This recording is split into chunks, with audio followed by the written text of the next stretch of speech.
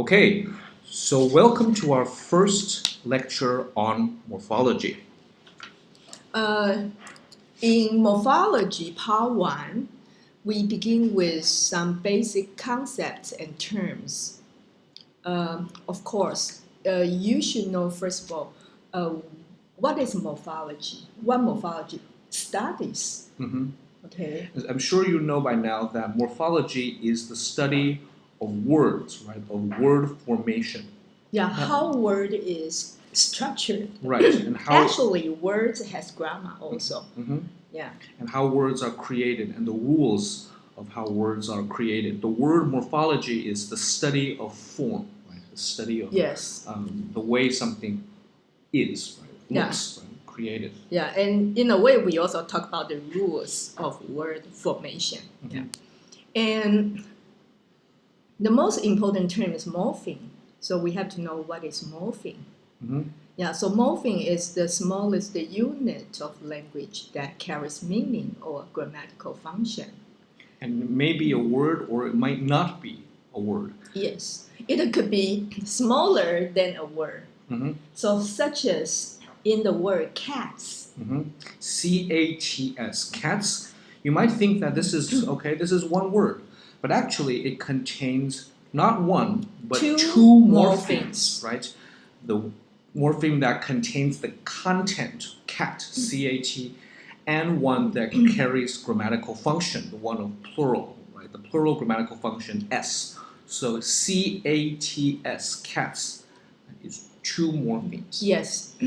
So we could say that morpheme actually is a sound meaning unit. So in other words, in this unit, sound and the meaning are combined. Mhm. Not like in phonetics and phonology, remember? So we talk about phoneme. Mhm. Okay, phoneme, okay, it's the sound, individual sound. But actually, there's no meaning. So Mhm. like p, Mhm. there's no meaning. There's no meaning unless it transforms into a morpheme, right? And you add something and it becomes a morpheme, and then you put the meaning with the sound, you match it, and you have a morpheme. Yeah, okay. And now we are going to talk about the different types of morpheme. Basically, there are two types, free morpheme and the bound morpheme. There are two, two other types, okay, if we divide free morpheme. Okay, further, the first kind is called lexical morpheme, and the second, functional morpheme. And similarly, we can also further divide the bound morpheme into two kinds, derivational and the inflectional morpheme. But what is free morpheme? Okay, a free morpheme is a morpheme that can stand alone by itself in a sentence. That's why it's free. That's why it is free. So it doesn't have to be attached to another morpheme. Exactly, it's single and free to move around and attach itself to others. So just like before you get married, Yes, you are that's free. right. Yes, before you are married, you are free. But once, okay, you make your commitment Once to you put another a person, ring on it, yeah, you are bound. Okay. Okay, so we should give an example. Yeah. So an example of a free morpheme in English is cat, C-A-T, dog, D-O-G. These are all free morphemes because they can stand alone in a sentence. A bound morpheme would be like the plural S, right, or the apostrophe S, or the ed, right, to indicate past tense. These are all bound morphemes in English. Yeah, and then we say lexical morpheme and the functional morpheme. And lexical morpheme actually is the so-called open class. And do you know why it is open? It's an open class because in the language you can easily add new morphemes to it, right? You can easily add new words to this class, constantly create new content. Yeah, such as verbs, Mhm. nouns, adjectives, and the adverbs. And adverbs, yes. Yeah, even though you might see more, maybe nouns and adverbs. Mhm. For example, like we have created a lot of new words. A lot of in new English. words, right? Like selfie, Yeah. right? This is a word that is recently more new. Or on Facebook, the word like.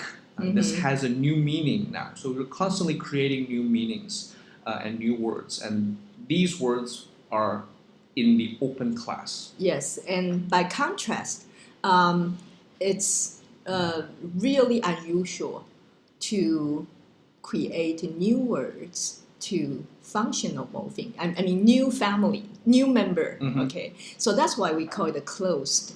So, for example, like articles. Right.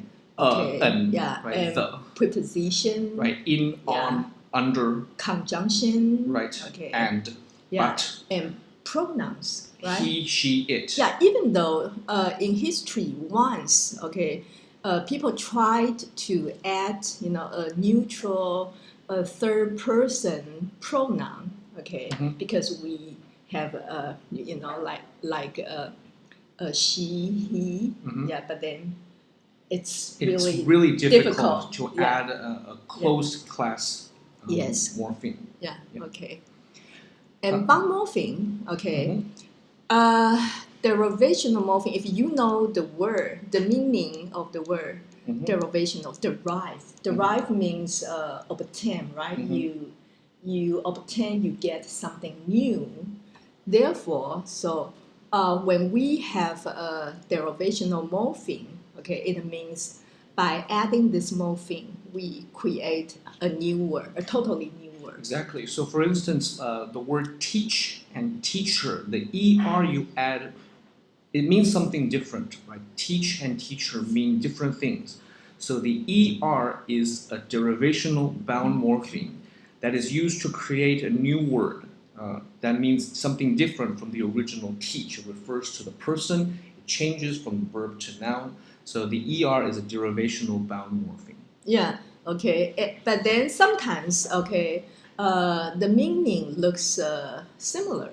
Okay, Mm-hmm. for example, like a quick. Mm-hmm. Quick is an adjective, Mm-hmm. but if you add ly, it becomes quickly. And Mm-hmm. quickly actually is a different word. It's a a new different word. word. It's a new word, right? Even though they share, like similar meanings. meaning. However, it's a different syntactic class. Yeah, they have a different part of speech. Yes. Okay. But when we talk about inflectional morpheme, actually you don't create a new word. You simply, inflect on a word, okay, which reflects its function, its grammatical function. Remember earlier we say morphology is about word formation. Mm-hmm. Okay, how words are formed, but also, okay, how those, okay, in the process of formation, okay, they follow certain rules. Mm-hmm. Okay, so that's the grammatical function. So here exactly in inflectional morpheme, okay, we see, okay, those grammatical functions are encoded. Mm-hmm. They are marked. For example, like a cats. Right. So the plural s. The word cat and cats doesn't change the original meaning of what this word is, but it gives us more grammatical meaning. It tells us that it's plural. For the same idea, the word teach, if you add the es, teaches, right? This is simply to code the third person, right? The person teaches, agreement, teaches, right? Es, right? Yeah. It's simply to talk about the verb subject agreement. And so it's coding grammatical function, but it doesn't change the original meaning of what this word is. Yes. And for this reason, this kind of S is called an inflectional bound morpheme. Yeah, actually in English, there are only A kinds, okay? And for example, like in nouns, okay, we use, S, the, a suffix, s to encode the plural. But then in verbs, okay, we also have a past tense, okay, and we have a present, right? Yes.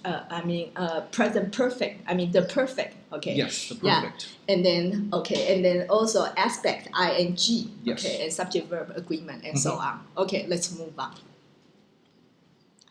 Okay, and now we are talking about two ways to classify bound morphemes. Earlier we talked about inflectional and derivational morphemes, and now let's get to a second way, okay, according to where their position, okay, appearing, okay. So, for example, okay, if you add something, okay, to a morpheme in the beginning, then we call it prefix, okay, and in the if we insert it, okay, and then we call it an infix, and then if this, okay, morpheme is attached to a base, okay, which is called stem at the end, and we call it suffix. And what about circumfix? It's really quite impossible to see in English. That's right. It's very. I don't think it exists. No, it doesn't at least exist in normal speech. At least in formal speech. No. I mean, in English we don't have circumfix, but then we do have it in some other language. Okay, a circumfix attaches itself. It splits itself and attaches it to both ends of a word.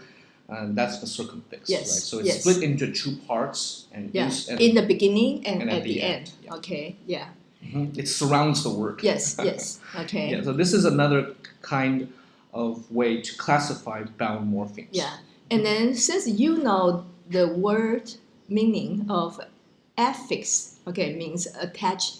We attach it to something else. So affixation, okay, is a process. It means that we have affixes which are attached to something, a base, okay, and this base is called a stem, okay, yeah, and if this stem, okay, is a single, okay, it's a single morpheme, in other words, that you cannot further divide it up, and we call it a root, okay. However, we sometimes have a complex base. For example, like in readership, okay, we actually have, okay, reader and then ship, okay, but then reader as a base or a stem, actually it can be further divided up into two more morphemes, like read and er. Er, yes. So in that case, we cannot call it a root.